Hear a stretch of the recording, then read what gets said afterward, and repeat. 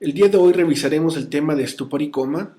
Es muy importante debido a que el deterioro de la alerta en el individuo puede suceder por lesiones estructurales o lesiones metabólicas y en pocos segundos, con una exploración física concisa, el clínico debe estar seguro de qué problema tiene el paciente para echar a andar una serie de métodos diagnósticos que favorezcan la buena evolución del paciente. Veremos en las siguientes diapositivas cómo hacemos los diagnósticos neurológicos de estupor y coma y los colgajos anatómicos necesarios para tratar de identificar las estructuras anatómicas que nos permiten facilitar la comprensión de los movimientos estereotipados del individuo en coma. La diferencia entre el animal y el ser humano es el desarrollo del prosencéfalo o el telencéfalo, denominado corteza cerebral. La corteza cerebral, también llamada neocorteza, es la que nos ha permitido adquirir conductas humanas o inteligentes que no tiene el ser humano. Desde los primeros homos, hace 2 a 3 millones de años, en donde su cerebro pesaba solo 400 gramos, el hombre moderno, el Homo sapiens, ha alcanzado un desarrollo cerebral de cerca de 1400 gramos, el cual está dado principalmente por la extensión de la neocorteza cerebral. Cosa muy importante si comprendemos que la mayoría de la exploración neurológica va encaminada a determinar funciones mentales que catalogarán a un paciente como sano o como enfermo en muchas ocasiones. Comprender el desarrollo humano a partir del ectodermo rostral es básico para entender el funcionamiento del cerebro, así como su exploración física. Debemos recordar que entre la quinta y séptima semana de desarrollo se forman las vesículas primarias, en número de 3, que darán origen a las vesículas secundarias, que darán origen al cerebro humano, que a partir del nacimiento terminará su maduración a base de mielinización durante los siguientes años de desarrollo. Las vesículas primarias a las cuales nos referimos, les recuerdo que son el prosencéfalo en rojo, el mesencéfalo en azul y el rombencéfalo en color verde. Estas vesículas primarias darán origen a las vesículas secundarias. La vesícula prosencefálica dará origen a las vesículas ópticas y dentro del cerebro dará origen al telencéfalo, que en la vida adulta formará la corteza cerebral, y al diencéfalo, que en la vida adulta dará origen al tálamo, hipotálamo, epitálamo y subtálamo. El mesencéfalo, desde la gestación, continuará siendo el mesencéfalo, que es la parte inicial del tallo cerebral, y el rumbencéfalo dará origen al metencéfalo, que es el puente o protuberancia de Barolio, y al mielencéfalo, que es el bulbo raquídeo. Asimismo, el rumbencéfalo, llamado cerebro posterior, dará origen al cerebelo. Finalmente, y abajo de las vesículas cerebrales, se formará la médula espinal.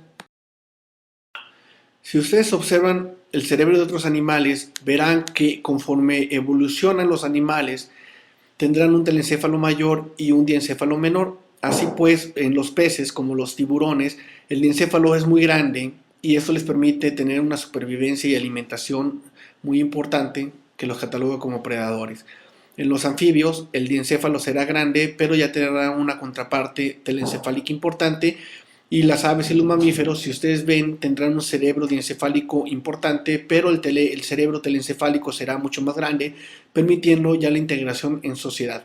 El animal superior, que es el ser humano, tendrá un diencéfalo menor y un gran telencéfalo que lo tiene que controlar para poder tener convivencia en sociedades de manera muy sofisticadas, cosa que no tienen los animales inferiores. El desarrollo del telencéfalo tiene la función intelectual y social del ser humano, por lo cual debe ser mucho mayor que el cerebro primitivo. En algunos casos, como los criminales, habrá una difusión de conexión entre el telencéfalo y el diencéfalo, de tal manera que estos predadores sociales tendrán conductas muy primitivas que permitirán el ataque sobre otros seres humanos. La respuesta ante la agresión dependerá de las conexiones entre el telencéfalo y el diencéfalo. Así pues, los niveles de conciencia o los estados de conciencia del ser humano dependerán en gran medida de la función cerebral intacta mediante la integración sensorial, las funciones cognoscitivas que ha desarrollado el telencéfalo y la activación del sistema reticular activador ascendente. Así pues, cuando falla la integración sensorial, las funciones cognoscitivas o el sistema reticular, tendremos un paciente con alteración o deterioro del estado de conciencia. Para que se mantenga el estado de conciencia o el estado de alerta, depende de dos características importantes. Uno es darse cuenta de la existencia de uno mismo. Esto implica funciones corticales superiores íntegras y de darnos en cuenta de la relación con el medio externo. Esto implica que las aferencias del medio sean percibidas por las regiones corticales, parietales, occipitales y temporales, que finalmente van a integrar la información hacia el lóbulo frontal. La conciencia de tal manera tiene dos componentes mayores. Uno es el contenido de conciencia, que es el funcionamiento cortical que se pierde en las demencias, y el otro es el despertar o el nivel del estado de conciencia o nivel de alerta, que es el que se pierde en el estupor y en el coma. Durante la plática nos referiremos a estupor y coma como deterioro del nivel de conciencia y no así el contenido que se explora en las demencias. Los niveles de conciencia o niveles de alerta son varios y se definen desde el más superficial, que es cuando podemos integrar toda la información, que es el estado de alerta, bajando a somnolencia, que es cuando un individuo está con los ojos cerrados, pero es capaz de ser despertado ante estímulos suaves como la verbalización o un tacto ligero. Posteriormente sigue el estupor, que es un paciente ya dormido que no es capaz de despertar estímulos superficiales, y para despertarlos tiene que ser aplicado un estímulo álgico o intenso en el paciente que logre despertarlo. Y el estado de coma es aquel paciente que ya está también muy dormido y que o no despierta, o cuando despierta lo hace con movimientos estereotipados como la decorticación y la descerebración. Así, la diferencia entre estupor y coma es esto precisamente, que en el coma se obtienen respuestas estereotipadas de tallo, principalmente de corticación y de cerebración, y el paciente estuporoso despierta y la respuesta que da son respuestas evocadas apropiadas, como puede ser localizar el estímulo o retirar el estímulo nocivo que se le aplica al paciente. Los tres estados inferiores son estados pronósticos muy útiles porque en su comprensión implica diagnosticar un paciente muerte cerebral que irá a donación o diagnosticar un paciente que irá a cama a ser rehabilitado, pero que habitualmente habla de mal pronóstico.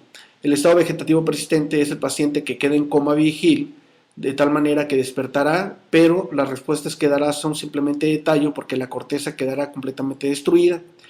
El estado de conciencia mínimo es muy similar al vegetativo persistente, pero se puede obtener alguna respuesta consciente del paciente, como puede ser una respuesta de parpadeo, movimiento de algún dedo, y la respuesta será muy básica. Así pues, se le podrá pedir al paciente que movilice alguna extremidad o algún movimiento de cara y que diga sí, no, pero no podrá tener una integración cognitiva mucho mayor de eso. El síndrome de enclaustramiento o lock-in implica la presencia de una corteza cerebral íntegra con un tallo destruido. Así, el paciente parecerá que está en muerte cerebral, pero su corteza, cuando se le hace un electroencefalograma, mostrará un ritmo alfa completamente normal, indicando que la actividad cortical es normal, pero el tallo no puede integrar actividades de respuesta.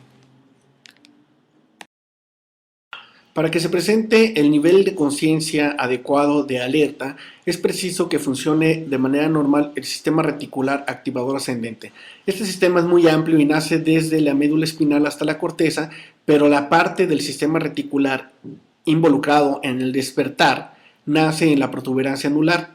Cualquier lesión de la protuberancia, mesencéfalo, ambos tálamos o ambas cortezas serán capaces de producir deterioro del estado de conciencia hasta coma, en tanto que lesiones inferiores como las de bulbo no podrán producir coma.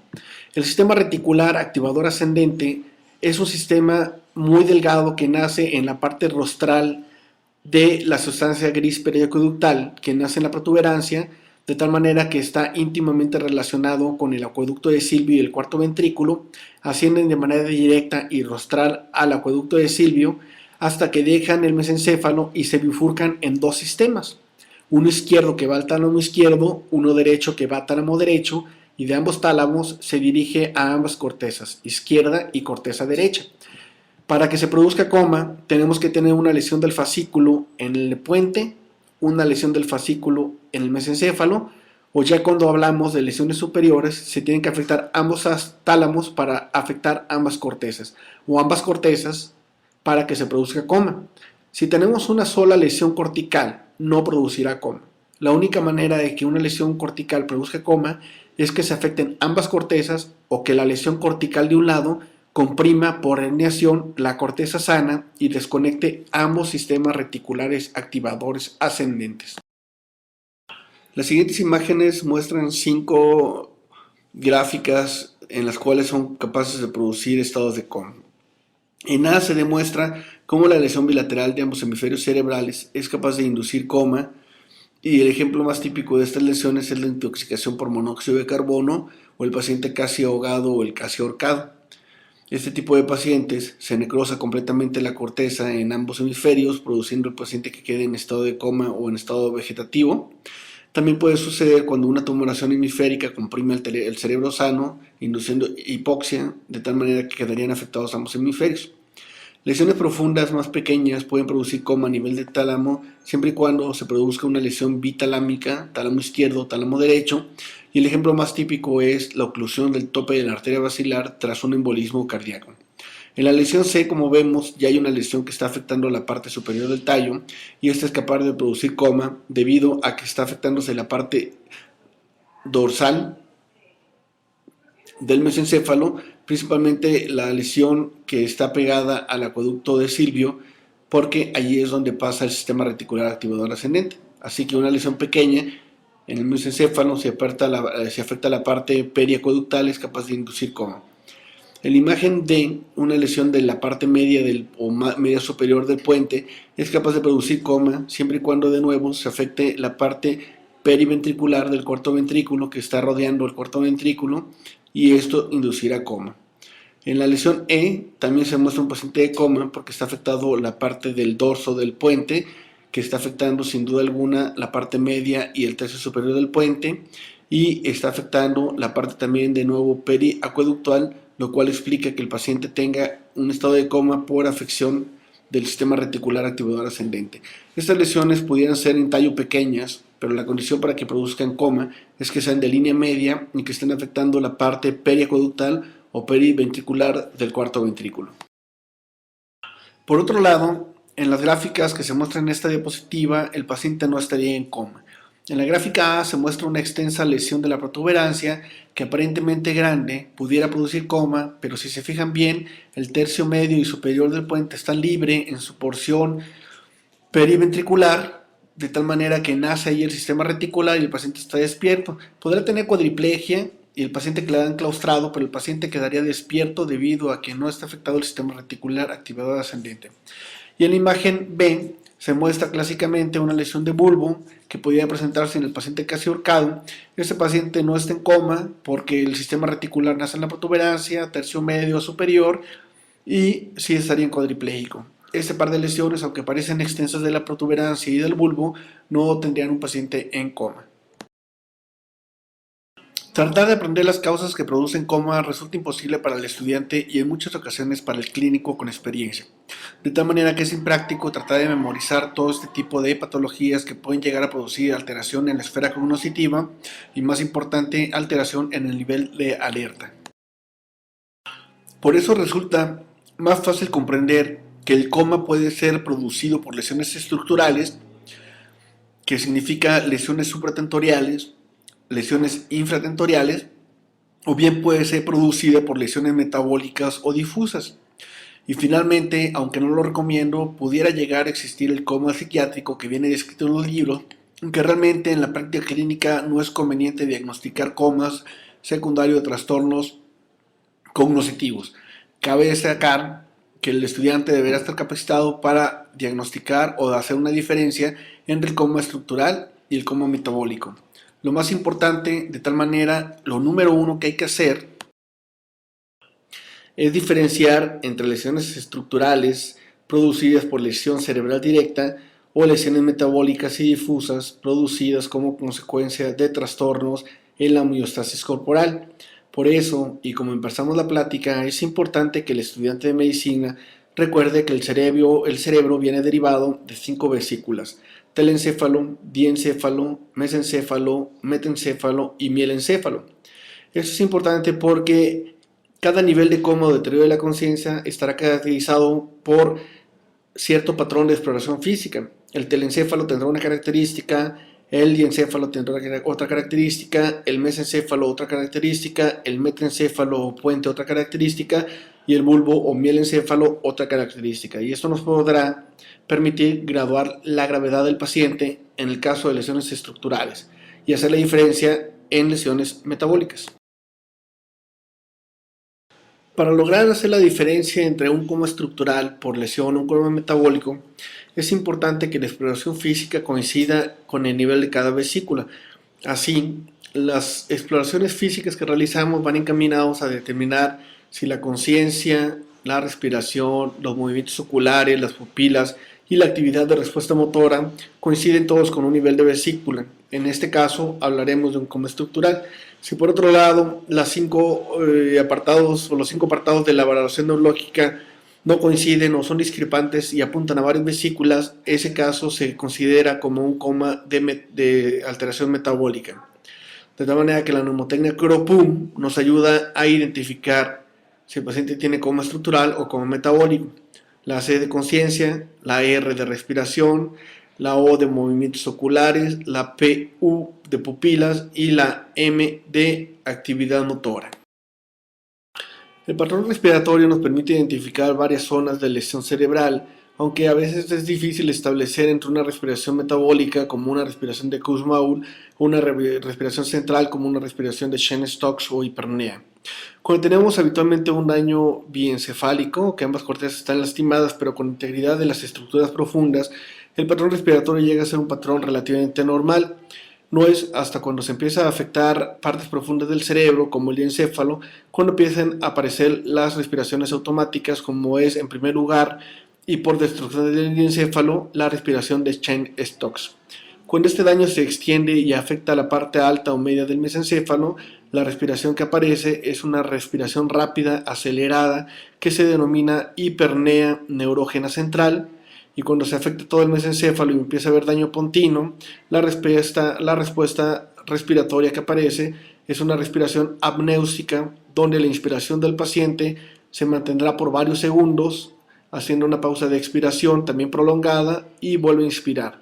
La frecuencia respiratoria del paciente será mucho menor a 20 por minuto y habitualmente ronda entre los 8 y los 12 por minuto. La destrucción del puente bajo da una respiración ya irregular, completamente atáxica, al igual que la respiración vulval, donde el patrón respiratorio básicamente ya es una respiración de boqueo o respiración de Fischer. Estos patrones respiratorios, para que indiquen lesión estructural, tienen que ir acompañados, por supuesto, de afección de la conciencia, de las pupilas, movimientos oculares y la actividad motora. En esta diapositiva se muestran las respiraciones más frecuentes. Podrán ustedes observar al lado izquierdo la respiración de Cheyne-Stokes, en donde el paciente inicia con respiración superficial, las profundiza y una vez profundizadas las respiraciones empieza a decrecerlas en amplitud e intensidad. Hace un paro y vuelve a reiniciar el ciclo romboidal. Esa respiración es encefálica. La respiración mesencefálica, ya cuando empieza a haber destrucción del mesencéfalo, es la hiperpnea neurógena central. Identifiquen a mano derecha cómo el paciente se encuentra con hiperventilación constante, sin emitir pausas y sin hacer un cambio de patrón respiratorio a pesar de hiperoxemia o de hipercapnia. Y finalmente la respiración vulvar, que es la táxica, por obviedades los ojos de la paciente tapada, pero se muestra como es una respiración irregular o de boqueo, indicando ya un coma vulvar y básicamente la entrada a muerte cerebral de la paciente. Los movimientos oculares en el paciente en coma se valoran mediante dos tipos de movimientos: los oculovestibulares, ojos de muñeca, y los vestíbulo-calóricos, estimulación visual ante el frío y el calor. Los movimientos oculovestibulares consisten en el desplazamiento del globo ocular al lado contrario del movimiento en los horizontales, y en el vertical, en la extensión de la cabeza, los ojos irán hacia abajo y cuando flexionamos la cabeza irán hacia arriba. En el paciente en coma, cuando aplicamos un estímulo de agua para hacer los vestíbulo-calóricos, el agua fría atraerá el estímulo de los ojos o el movimiento ocular, en tanto que el agua caliente desplazará el ojo al lado contrario. Este movimiento es inverso a lo que sucede en el paciente consciente, porque en el paciente consciente existe el nistagmo compensatorio que da la idea al revés del movimiento, pero en el paciente inconsciente, como no hay nistagmo compensatorio, el ojo volteará tónicamente al agua fría y se alejará del agua caliente. La integridad pues de estos movimientos implica una integridad de tallo cerebral, protuberancia y mesencéfalo, pero cuando los movimientos están desconjugados o no hay movimientos calóricos al frío o al calor, básicamente lo que implica es una lesión de la protuberancia anular, por eso es tan importante valorarlos. En esta figura del lado izquierdo, los óculos cefálicos indican el desplazamiento de los ojos a la izquierda con el movimiento de la cabeza hacia la derecha.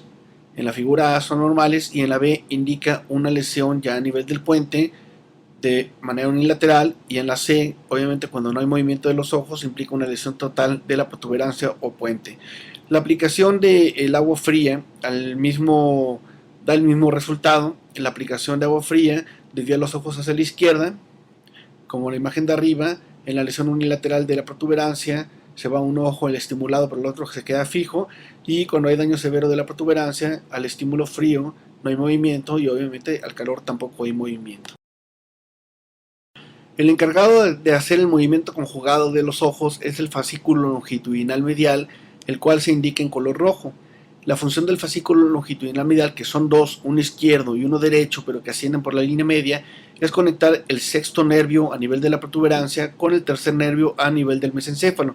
Así, cuando el ojo es estimulado a la izquierda, el sexto nervio izquierdo jalará el tercero derecho y desviará la mirada hacia la izquierda, y del lado derecho sucederá lo contrario. La integridad del fascículo implica movimientos de muñeca y óculos vestibulares normales, en tanto que la lesión de un fascículo desviará un ojo y la lesión de dos fascículos evitará el movimiento de los dos ojos ante el estímulo de movimiento con óculos cefálicos y el estímulo frío o calor con óculos vestibulares o vestíbulo-calóricos. Los movimientos oculovestibulares y vestíbulo-calóricos son muy importantes, como se verá en esta gráfica. Si observamos la imagen de la izquierda en un fascículo normal en un paciente con deterioro de conciencia que está en terapia intensiva, verán cómo la aplicación del estímulo con agua fría logra desviar ambos ojos hacia el estímulo del agua fría. Esto sucede aunque el movimiento llega a ser un poco torpe, se presenta en ambos ojos, indicando que el tallo cerebral, la protuberancia, está íntegra. En el lado derecho, donde dice lesión de fascículo longitudinal, implica que la paciente ya tiene desviación conjugada y desconjugada de la mirada, tiene los dos ojos hacia afuera, situación que se llama huevino, y eso implica ya una destrucción completa del fascículo. Como ustedes ven el movimiento del explorador al mover la cabeza, los ojos prácticamente no obedecen y siguen el movimiento de la cabeza, indicando lesión del fascículo longitudinal. La lesión bilateral también del fascículo longitudinal medial se explora la aplicación, como se muestra en la gráfica de abajo, de agua fría en el oído derecho del paciente, y como veremos no se obtiene la respuesta que se obtuvo en el primer paciente. Esto implica también lesión bilateral de la protuberancia, afectando ambos fascículos longitudinales mediales.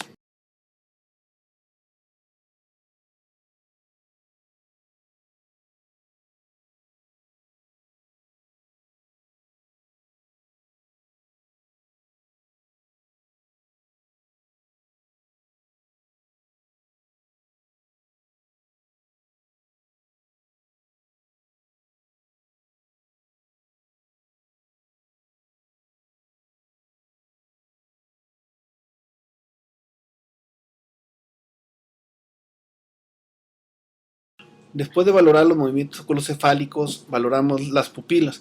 Las pupilas valoran la vía aferente y la vía eferente. Debemos recordar que la aferencia de las pupilas es por el estímulo luminoso que entra por el segundo nervio y hace un relevo a nivel del cuerpo geniculado lateral para entrar a la parte dorsal del mesencéfalo, encontrar el núcleo del tercer nervio, principalmente la porción parasimpática llamada núcleo de Edinger-Westphal, y posteriormente el estímulo regresará por el tercer nervio, hará sinapsis en el ganglio ocilar e irá a los músculos contractores de la pupila para producir miosis. Esa es la vía parasimpática, en tanto que la vía simpática nace a partir del hipotálamo, y del hipotálamo se dirige la vía simpática descendiendo principalmente por la protuberancia hasta los primeros segmentos cervicales.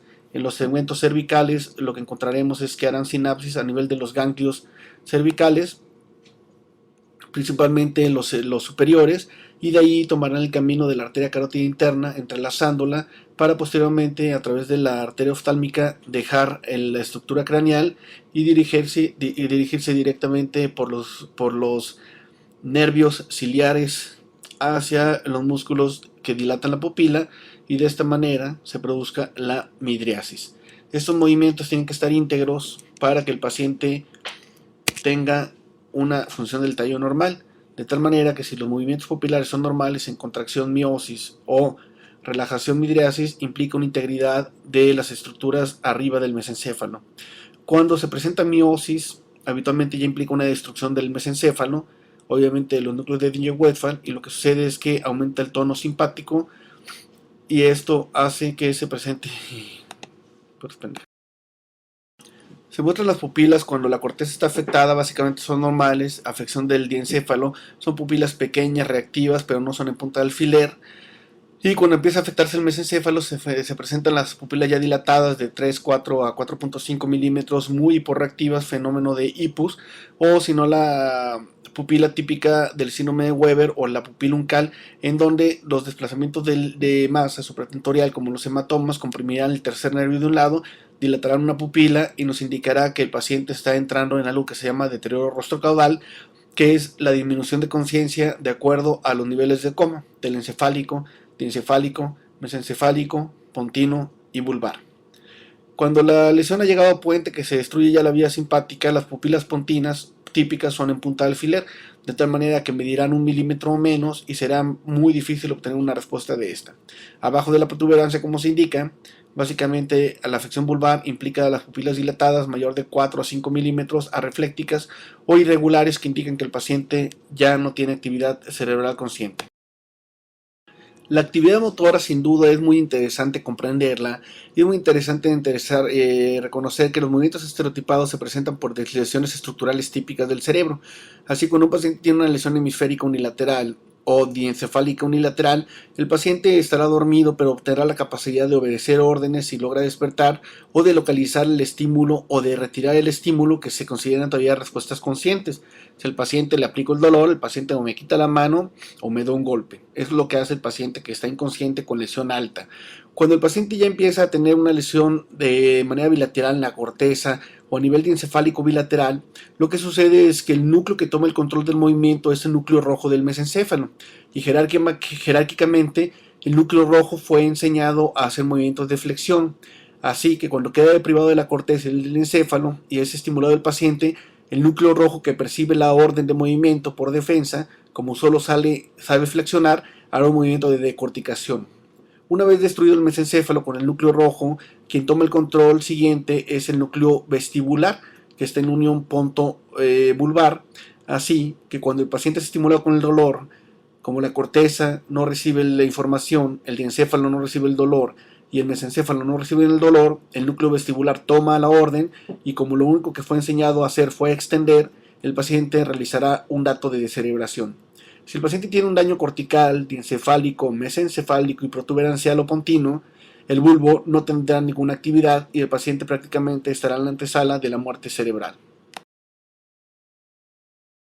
La imagen de arriba muestra en la parte central del diagrama los núcleos rojos, que son los núcleos redondos grandes, los cuales controlan la flexión. Cuando el paciente tiene función del núcleo rojo, decorticará, y en la imagen de abajo se muestra la unión ponto-vulvar con la presencia del núcleo vestibular, que cuando está deprivado el puente del estímulo del núcleo rojo, el núcleo vestibular solo sabe estirar, así que el paciente decorticará. Una lesión del núcleo rojo y del núcleo vestibular del puente implicarán falta de respuesta y el paciente en la antesala de la muerte cerebral. Habiendo comprendido la fisiopatología del paciente en coma y habiendo entendido que la exploración física de las 5 constantes CROPUM es vital para poder localizar un coma estructural o diagnosticar un coma metabólico, es necesario que el estudiante comprenda que también existen escalas de clasificación que nos hablan de coma.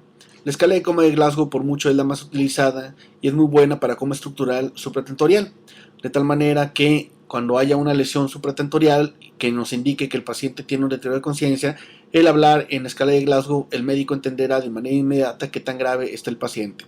Lamentablemente esta escala no es buena para diagnóstico de comas metabólicos o comas por lesiones infratentoriales, por lo cual la mnemotecnia por CROPUM nos permitirá diferenciar muy bien si el paciente tiene una lesión estructural o metabólica. La escala de Glasgow mínima es de 3 puntos y máxima de 15, siendo 15 el paciente despierto y 3 el paciente en coma profundo, que no tiene ninguna respuesta. Se valoran 3 aspectos, que es la apertura palpebral, la respuesta verbal y la respuesta motora, por lo cual se recomienda que se revise la escala con calma.